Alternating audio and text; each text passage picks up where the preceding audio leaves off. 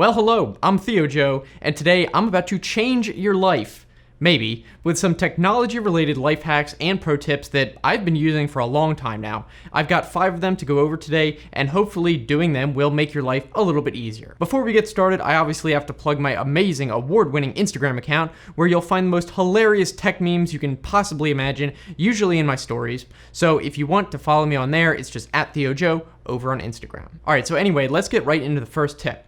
You may have experienced this before where you have some device you own and for whatever reason, you need to look up info on that product using the actual model number, or you need the serial number to get support for it, something like that. For example, you're trying to look up a feature for your specific TV you have, but you need to know the exact model number to find any info, so you end up climbing behind the TV and looking at the little tag to try and find the model number. Instead of doing all that, what you should do whenever you buy something new, some new electronics, is snap a photo of the label. There obviously should be one usually on the product itself, but a lot of times there will be one right on the box too with all the same info, if not more. Then the other part of the tip is after you take a picture, create an album on your phone specifically for serial numbers and put it in there so you can find it easier. I actually use Google Photos for this, and you can use that even if you are on an iPhone like me. And the reason is Google Photos lets you add info text to any picture you take, which is then searchable. So I have a ton of product labels and serial numbers photographed in the album, and I also added info text so I can just do a search on the Google Photos site and instantly bring it up if I need it. It's also good to have these just in case something you have ever gets stolen, either for proof to the insurance company or for a police report. You never know what you're going to need it for. Okay, next up, this is something I really wish I had done forever but only recently started doing, and that is digitizing or saving all user manuals for everything I buy and putting them in one place on my computer or in the cloud. Whenever I buy something new, I usually hang on to the user manual unless it's something completely trivial and then store it away. But I'm at the point where I have so many physical user manuals that I probably wouldn't even be able to find a specific one if I needed it. So what I've started doing is every time I buy something new, first I look to see if the user manual is available as a download, and if it is, I put it in a folder on my Dropbox and then rename it accordingly. If the user manual is not available online, which yes, is still shockingly common, I'll actually use a phone app to scan it into a PDF, then store it in the same folder.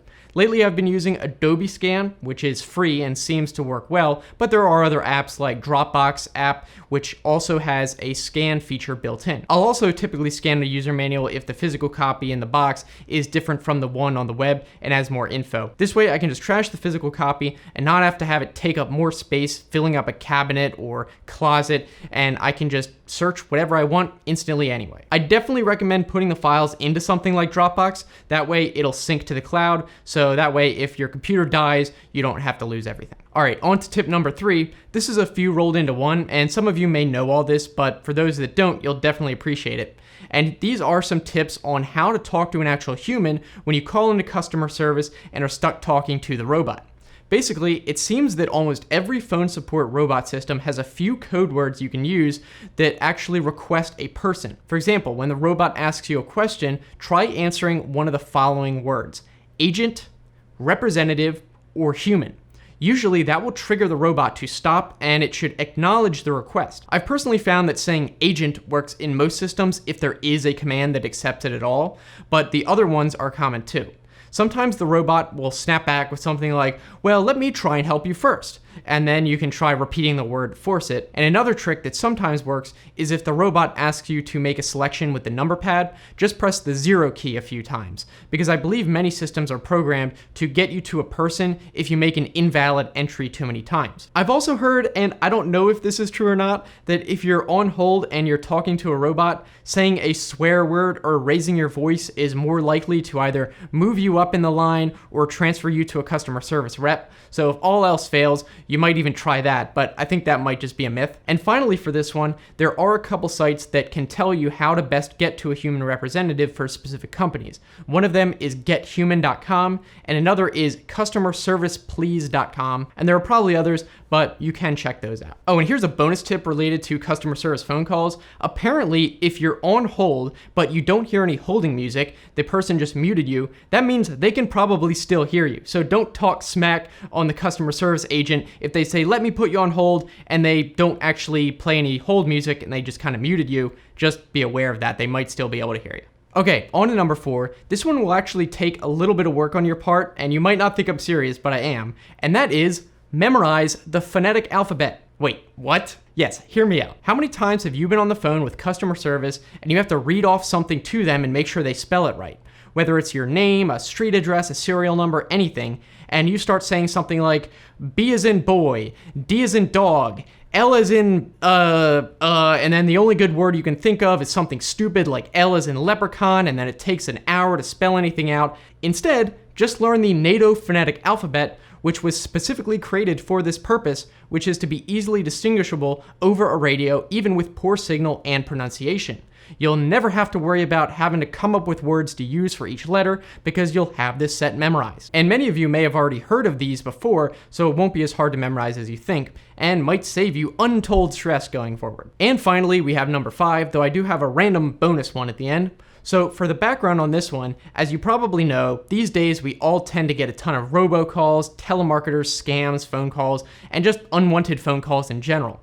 And obviously, you can ignore phone calls from numbers you don't recognize and only pick up calls from your contacts. But obviously, a lot of times you get regular legitimate calls from companies, for example, you might not have in your contact list. In my case, there are plenty of times where I look at the number that's calling me and the number actually does seem familiar maybe, but I'm not sure, so I just let it go to voicemail, and it turns out that it was like my dentist office or something I probably should have picked up. Now, for cases like these, you could create a contact for companies or businesses that call you every once in a while, but that might just end up cluttering your contact list, and I want my contact list to just be people I know, not a bunch of random companies. However, there is a solution, which is the tip in this one, which is to basically create a group of contacts on your phone, then create a bunch of contacts for various companies that sometimes call you, even if you don't necessarily always want to talk and pick up, but you just want to know who it is. Then we'll hide that whole group of contacts from showing up in your contact list, but because the contact entry still exists,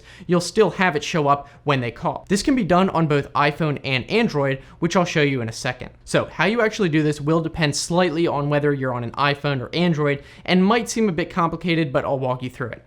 The first part is going to be the same for both Android and iPhone, which is basically to put all these new hidden contacts on one Google account and then attach that to your phone, but then tell the phone not to actually display those contacts. So what you do is if you already have a Google account that you're not using to sync your contacts, you can just log into that, or you can create a new Google account just for this purpose.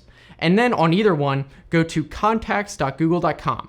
Here, create contacts for all the companies or whatever you want to have, but not show up unless you get called. And that is for both Android and iPhone. Now, if you have an iPhone, go to Settings, Passwords and Accounts, then Add Account, and log into that Google/Gmail account that has all those contacts. After you log in, when you click into it, just make sure that Contacts is enabled for syncing. Now, when you go to the Contacts app, simply click the Groups button at the top left and find where that Google account is and uncheck it. Now, it won't show up along with the rest of your contacts, but it should still show the name when you get called. All right, now if you have an Android phone, it's similar, and I'll be using the stock Android Contacts app, so if you have something like Samsung or a non-default app, it might look a little bit different, but should be the same idea.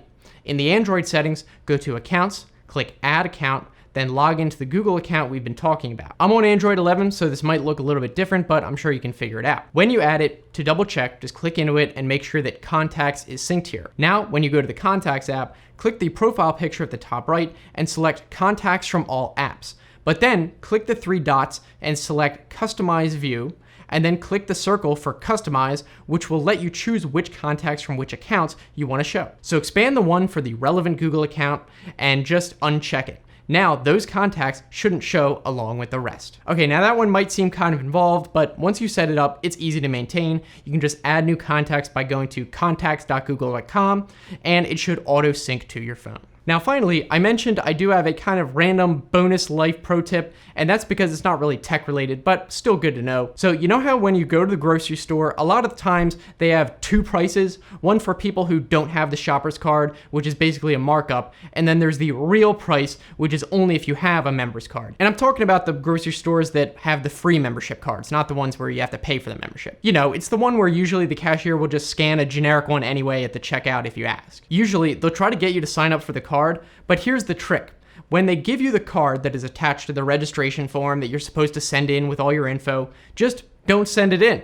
the card will still scan and give you all the discounts, and you'd never have to give them your contact info to get spammed. So if you didn't know that, now you do. Anyway, let me know what kind of tech pro tips you have down in the comments, and be sure to check down there for any good ones that I might not have mentioned.